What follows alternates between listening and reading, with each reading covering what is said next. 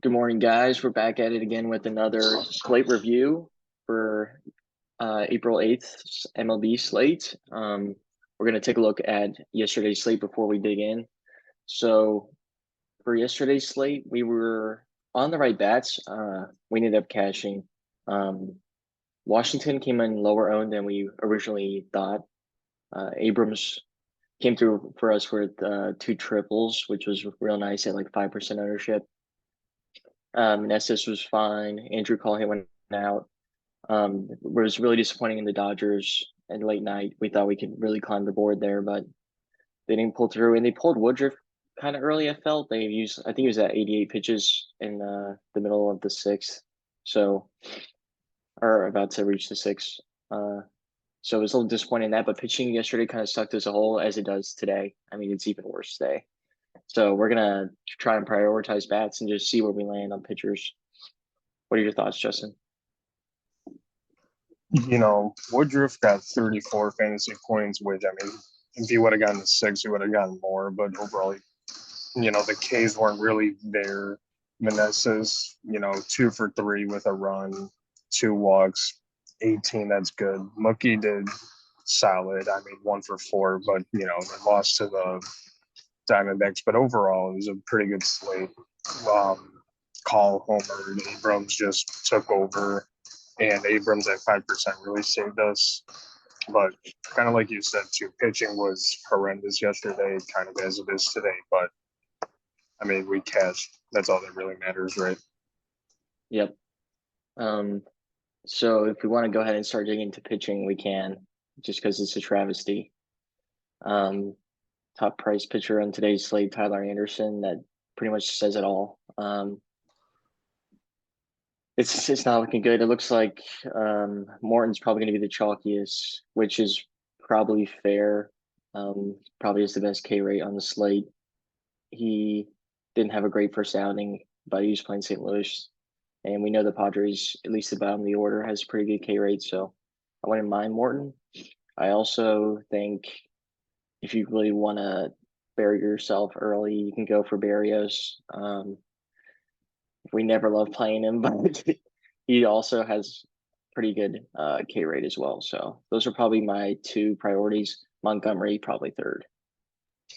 Yeah, you pretty much said like everything this pitching slate has got awful. I remember when I was getting ready to come here to work. That's why you hear a ball dribbling and all that. But I was looking at the pitching and I'm like, oh, great again. Focus more on your bats and just kind of take a shot at whatever salary you have left over and just throw the pitcher in. It's kind of, you're not gonna, you know, Morton's projected for 27% ownership, Montgomery 16. Tyler Anderson is projected for 1%, if that intrigues you, and he's 9,500. But playing against Toronto, I don't know. Barrios, yeah, he's playing the Angels, but focus more on bats. Worry about your stacks, the big bats or whatever, because it seems like a lot of people today will have they'll have better bats just because of how cheap these guys are.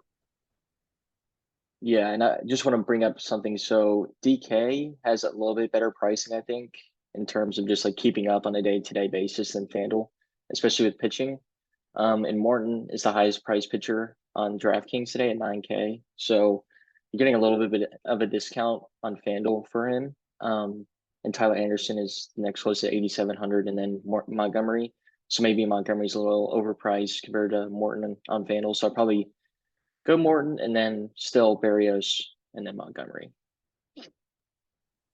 All right, so that was our pitcher talk because that's how terrible it is today. You ready to get into stacks? Yeah. So I would say as of right now, the Rockies look really good. I mean, they're projecting pretty well on Stochastic's top stacks tool, broaching 17% top stack percentage, next closest being 12% with Washington and the Dodgers. And then if you go to Ballpark Pal, it's just reaffirming what we already think. I mean, Colorado has the highest runs created for each hitter almost on the whole slate, and Washington is a close second. And then I'd probably go St. Louis in terms of maybe trying to capture some home run potential because Lauer loves to give up some big hits, and obviously that lineup is stacked with power with Carlson, Contreras, Goldie, Arenado. That whole lineup can pretty much take him out. So those are probably my top three, and then the Dodgers are a close fourth. Yeah, I agree with you there. Anytime the Rockies play at home, they're automatically going to be one or two, kind of depending on their matchup. What does Ballpark Pal say about Atlanta's game environment? Here, let me pull that up real quick.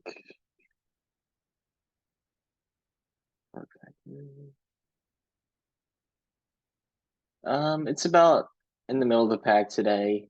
It does have a slight increase in single percentage, but still negative percentage in run total. So it's not like a priority. I think Atlanta would be, yeah, they would come in fifth or sixth. They're pretty close with Toronto. That's probably where I would stop my betting exposure to those six teams if you're playing a single lineup. Yeah, I kind of like St. Louis. I mean, if you want to get some Atlanta bets, they're playing against Michael Wacha, who's kind of known to be average at best, gives up some hits. I mean, that's just instead of eating the chalk, or maybe instead of prioritizing the Rockies, or you should prioritize one of the top three stacks that we talked about. But if you want to get a little different, I would throw maybe a couple Atlanta bats, some of the cheaper guys, or if you want to pay him for Acuna if he's starting, and then mix in some cheap bats from other teams, go for it. That's kind of it for that. Yeah, and I was just going to bring up the fact that Michael Harris is out for a bit. So whoever they slot in for Atlanta, maybe it's going to be, yeah, I think it's usually Eddie Rosario. He might be fine. I mean, you might as well just take a shot on a cheap bat in a good lineup. So if you want to take Atlanta, he's a good look. Yeah, kind of like I said, if you want to prioritize Acuna and pay whatever price he is, that's fine. But kind of if you're gonna do like two bats, let's say, maybe find a cheap bat for that, and then prioritize Colorado, or feel like the national bats at all. Kind of get into that a little bit because like you said, if Rosario plays and he starts, he's probably like 2,400 area. He's going to be pretty cheap with Harris out. So if he starts, might as well take a shot at him. Mm-hmm. So, all right. You want to talk about some bats that stand out? Yeah, so if you're going to prioritize the core stack, I think you obviously got to target Blackman. Probably, I mean, McMahon, he went out yesterday. Probably go back to him. Cron's been disappointing, but he's probably still like 4,400. So if you're going to pay for him, you better expect for him to hit one out. And then Montero probably at third base just because bit of a weaker position sometimes, and he might hit like six today instead of his usual like 7 or 8. So that might be good for a stack. And then if you want to go for the Washington side, probably go back to Lane Thomas. He looks decent yesterday. I don't know if I'm gonna go back to Abrams. I might go Robles. He's actually been hitting the best on the team, I think. And then Meneses, per usual, is probably where my main focus will be on the Nats. The only reason why I'm kind of debating Abrams, he's 2,900 projected for 4% ownership. Now, the slate doesn't start till 6, so they're going to have updates throughout the day on all the data that we use. So, I mean, seems a little intriguing, but I think it might go up a little bit more just because of playing at cores and stuff. I like McMahon. Chris Bryant projected for 20%, kind of washed. I do like the Blackman call. Montero is projected for 9%, which I don't think is bad. If you want a couple bats from, you said like a close fourth is like Dodgers. JD Martinez looks pretty cheap. Vargas is projected at 11%. Muncy is projected at 18. Zach Davies is just garbage. I mean, might as well get to a couple of those guys. If you're getting like 2 bats, maybe pick some out of those guys. What about Cardinals bats? What do you think? Yeah. So the thing with the Cardinals is I'm not sure if I really want a full stack here, but I do see Lauer giving up a couple like deep ones today. I might just have to go back to my guy Contreras, even though he didn't get there yesterday. He projects pretty well. Carlson looks good. Edmund looks good, and then obviously Arenado and Goldie. I think Goldie will be my home run shots at the end of the video, so just a little heads up for that. Yeah, I'm looking up the ownership, and they're actually projected to be pretty low owned. I remember last year playing Lauer, and it was like he's either going to drop 50 fantasy points and basically be a lefty version of Garrett Cole, or he was just going to give up like 6 earned in like 3 innings. Yeah. But kind of just seeing the ownership right now, it looks pretty interesting to get to. I do like Arenado and Contreras. Contreras is due. I mean, he's with a new team. He's kind of got to impress them. Goldie at 4K, 17%. That's good. But it seems like they're pretty cheap. If you want to go Donovan, who's been batting pretty well recently at 3,300, projected for 2% ownership, that's a little intriguing. I kind of like Arenado a little bit more, obviously with all that power and stuff, but that's just another option if you kind of need some other bats and instead of eating the chalk of Colorado, Washington, Dodgers, some other bats to keep in mind.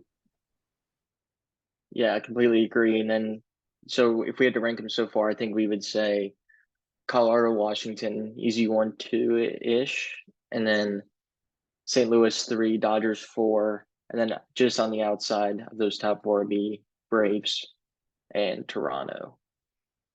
So I think those teams are pretty much the ones in play if you're playing single entry. If you want to go past that, maybe the Yankees against Cole Irvin, and then I'd probably stop there. And if you want to get the most slated version on the slate, you just play the Padres. But I'm not going to do that. Yeah, no, I don't plan on playing any Padres. I think it was funny because we were talking about Padres yesterday, and it looked like combined runs in the game was going to be like 15 or something because I was kind of box score watching, and there were so many times that I would see man on like first and second with 1 out, and I'm like, oh crap, Machado's at the bat. Christ, like he's gonna hit a 3-run home run, and it didn't happen. So kind of got lucky with that, but I highly doubt a lot of people are going to prioritize the Padres or Atlanta much. So, yeah, so I think that pretty much covers it for today's slate. We can go into some home run calls now if you want, if you got any lined up. So I called Trout yesterday, so I'm definitely going back to him just because he's playing Jose Berrios. So why not? I agree with what you said earlier about Lauer, so I'm going to go with Arenado. The power is crazy there. The last one I'm going to go with is Lane Thomas, just based on game environment. Okay, I like that. I'm going to go with the same path as you. I'm going to go Goldie, just to match up with your Arenado call. I like Blackman and Meneses from that Colorado environment. So those are probably my top 3 home run percentage plays of the day. All right, cool. Any last thoughts? I think we're all good, right? Yeah, I think that should cover it. We'll be back here tomorrow, most likely, for another slate of probably better pitching.